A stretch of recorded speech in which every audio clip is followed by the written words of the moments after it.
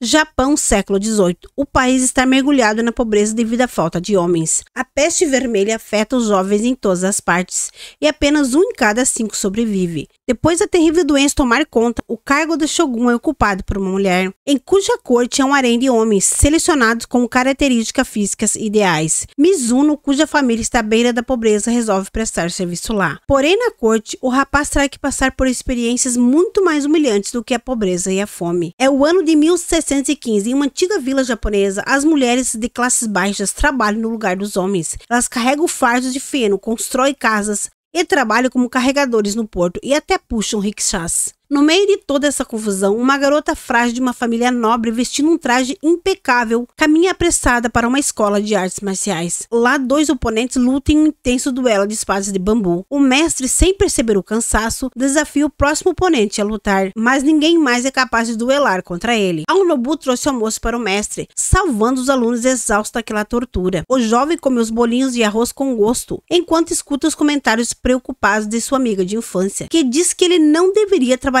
tanto ou pode acabar ficando doente. O arrogante mestre, em vez de agradecer, pede à garota que não volte a procurá-lo. A garota, ofendida com aquela resposta, se levanta e vai embora sem olhar para trás, deixando o convencido rapaz sozinho. O rapaz passa suas noites nos bairros pobres, com mulheres sem condições financeiras que perderam seus maridos e filhos para a peste. Ele dá a elas a oportunidade de engravidar, faz de graça sem acertar nada em troca. Pela manhã, o jovem come arroz no café da manhã junto com sua família. A mãe controladora informa orgulhosamente ao filho que ele recebeu uma boa proposta para ele se casar com a filha de um nobre rico, responsável por templos e santuários. Para a noiva, a aparência do futuro marido era muito importante, e ela está disposta a fechar os olhos à pobreza da família dele. O jovem responde para a mãe que não está interessado na oferta, e sugere que ela comece a procurar um noivo para sua irmã. A mulher ficou muito irritada. Yonoshin, para acabar com a conversa, agradece sinceramente sua mãe, por não ter vendido ele por dinheiro como um garanhão reprodutor, ao contrário dos pais dos outros jovens homens. Para retribuir a sua família, o jovem promete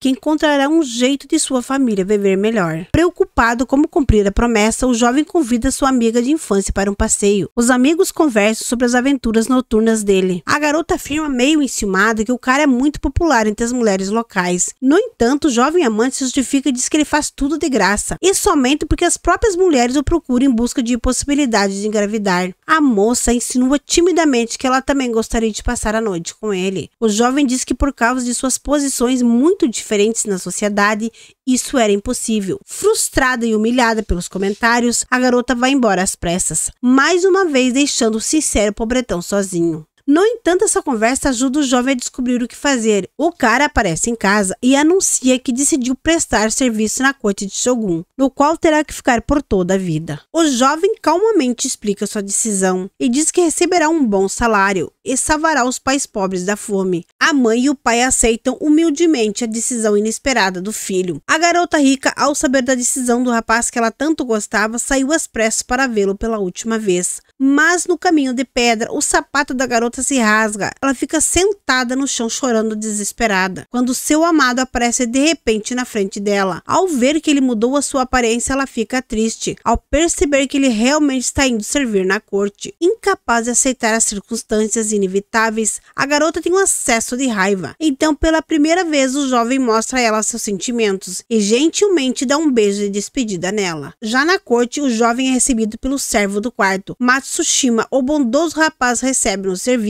e explica em detalhes como funciona a hierarquia dos servos. Matsushima também encoraja o recém-chegado a trabalhar duro e quem sabe um dia ele poderá se encontrar cara a cara com a ama, e continua mostrando ao jovem a propriedade que eles se encontram. O servo do quarto mostra os outros servos e suas ocupações: os alfaiates que costuram todas as roupas, os servos que são responsáveis pela limpeza e aqueles que trabalham na cozinha. O jovem fica surpreso ao perceber que a corte está cheia de homens, e vivendo lá dá até para esquecer completamente que eles estão em falta no país. A excursão termina nos aposentos chamados dignos. Matsushima curva reverentemente diante de um homem sério com um kimono cinza. Ele diz que aquele é o Fujinami, o principal homem da corte, responsável de administrar tudo o que acontece no harém. Ao terminar o passeio, Matsushima dá a ele uma última instrução importante. A punição por violar esta regra é cruel, é a morte. Matsushima também avisa o rapaz que a partir de agora ele será tratado apenas pelo sobrenome. Depois disso, o recém-chegado vai se familiarizar com os outros servos do seu nível. O grupo de homens começa a zombar do recém-chegado por causa do seu penteado e de seu kimono rústico.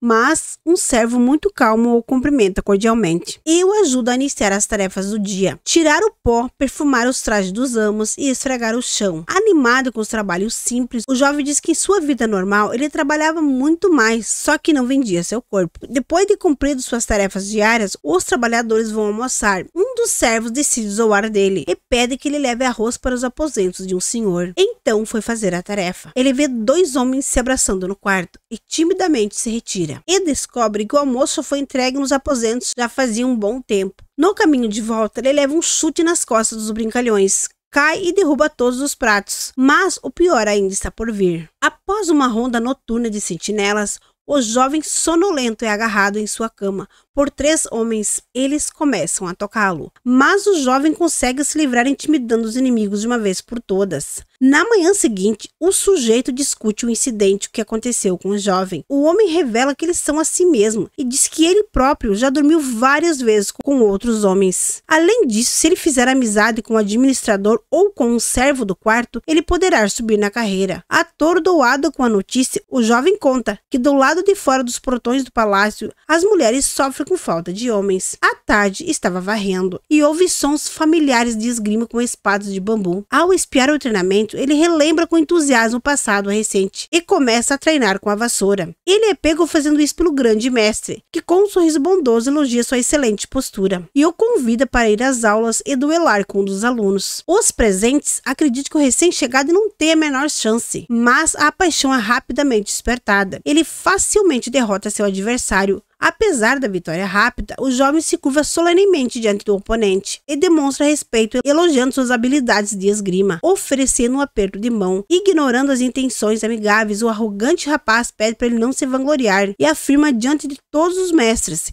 que o esgrima não é tão importante quanto um rosto bonito e maneiras impecáveis. E nisso, ele é claramente muito superior ao recém-chegado. Mas ao proferir essas palavras, o aluno arruina sua vida. O Matsushima não o convida mais para os seus aposentos. Por outro lado, o jovem se torna muito popular. Na manhã seguinte, os rumores de sua vitória no duelo se espalharam pelo palácio. Rapidamente, para recuperar sua dignidade, o derrotado desafia o jovem para outro duelo e o espera na sala de treinos à noite. Só que agora o belo rapaz sugere lutar com armas de verdade. Porém, é derrotado novamente e desta vez o Mizuno nem tirou a espada da bainha. Incapaz de suportar a dupla derrota, decide partir dessa para melhor. Ao ver o sofrimento do inimigo, o jovem generosamente alivia sua dor. O tempo passa e o inverno chega ao Japão. Então uma verdadeira tragédia acontece. A 7ª Shogun morre por causa de uma doença e foi escolhida sua sucessora, que vai imediatamente para o palácio. A primeira ordem que ela deu foi despedir a conselheira por mandar fazer uma nova roupa absurdamente cara para a Shogun, mesmo sabendo da grave crise econômica em que o país estava passando. Ignorando a obrigação de visitar o seu harém, a nova governanta mergulha no trabalho estudando a cidade e a vida de seus habitantes por conta própria, e vê que a situação é extremamente angustiante quando observa jovens acometidos por doenças morrendo nos braços de suas mães. Além disso, mesmo em péssimo estado, muitos deles são forçados a vender seus corpos para mulheres que estão tentando engravidar. Ao retornar ao palácio, encontra com a administradora que insiste que ela cumpra seus deveres de visitar o harém. Enquanto isso, o Mizuno é promovido repentinamente de servo de quarto pelo próprio Fujinami. Isso significa que ele agora é digno de ver a sua ama. Os outros servos agora se curvam respeitosamente diante dele. Um dos servos é nomeado para servi-lo pessoalmente. As primeiras das novas funções que Mizuno fez na corte foi encomendar um traje preto com alfaiate, e conhece os outros criados de seu quarto, que o recebe cordialmente. Chegou o tão esperado dia da audiência matinal com a Shogun. Os servos de quarto da ama se reúnem em alvoroço no salão, trajando suas melhores roupas, que parecem enormes asas com plumagem colorida.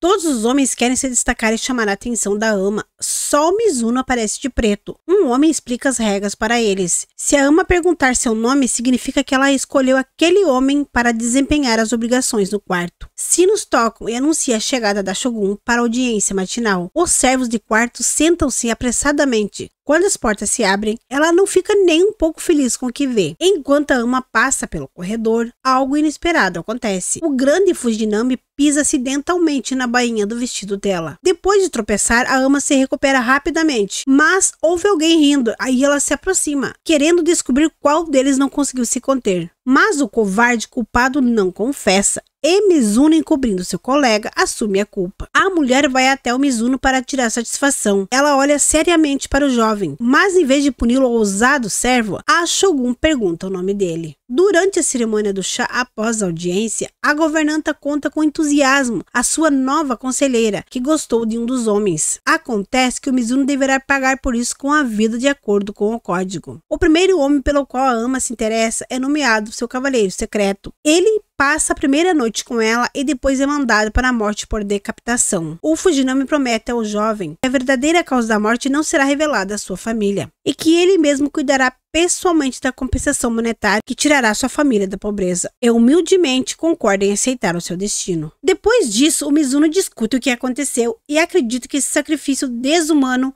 foi planejado com antecedência. O Fujinami promoveu o Mizuno servo de quarto, especialmente para fazer dele o cavaleiro secreto. Caso ao contrário, um dos outros servos teria que cumprir esse dever, e eles são todos filhos de ricas famílias nobres, das quais o Fujinami recebe dinheiro. Enquanto isso, eles comemoram por terem feito um plano infalível, e discutem a perspectiva otimista de Matsushima se tornar o pai do herdeiro da Shogun. Na noite anterior da execução, o Mizuno sozinho lembra de sua amada, e lamenta nunca ter confessado sinceramente seus sentimentos por ela, despedindo-se mentalmente dela. O jovem se prepara tranquilamente para o cumprimento de suas obrigações. Um dos servos ajuda ele a se arrumar, e depois disso um eunuco acompanha o Mizuno aos aposentos da ama, aonde é recebida pela desejada mulher. E ela está honestamente arrependida e pede desculpa ao jovem por tê-lo condenado àquele amargo destino. Afinal, ela não sabia daquela tradição de sacrifício. Para amenizar o seu sofrimento, a ama concorda com o pedido do servo e permite que naquela noite ele se dirija a ela pelo nome. Na manhã seguinte, Mizuno é levada à inevitável pena de morte. E sobre a cabeça do jovem destemido e obedientemente ajoelhado, um samurai ergue a espada para dar a punição. A família do jovem é informada sobre a morte repentina de seu filho, como ele prestou o seu serviço com dignidade em vida. A garota vai até o túmulo do seu amado com flores e bolinho de arroz, e diante do túmulo não consegue conter as lágrimas. Mas o que ela nem imagina é que o próprio aparecerá são e salvo para provar a sua comida. Agora ele é um comerciante e finalmente pode se casar com a garota. A Shogun poupou a vida do jovem no palácio, apenas o nome dele morreu. Na próxima audiência, todos os homens se vestem de preto, parece um fantasma de Mizuno. A imponente mulher anuncia sua decisão de liberar os homens do serviço e ordena que eles deixem o palácio no mesmo dia, para que seus lugares sejam ocupados por aqueles homens que têm muito menos perspectiva de um bom casamento do que os filhos de famílias ricas e samurais. Não se esqueça de curtir este vídeo e se inscrever no canal para não perder o próximo resumo.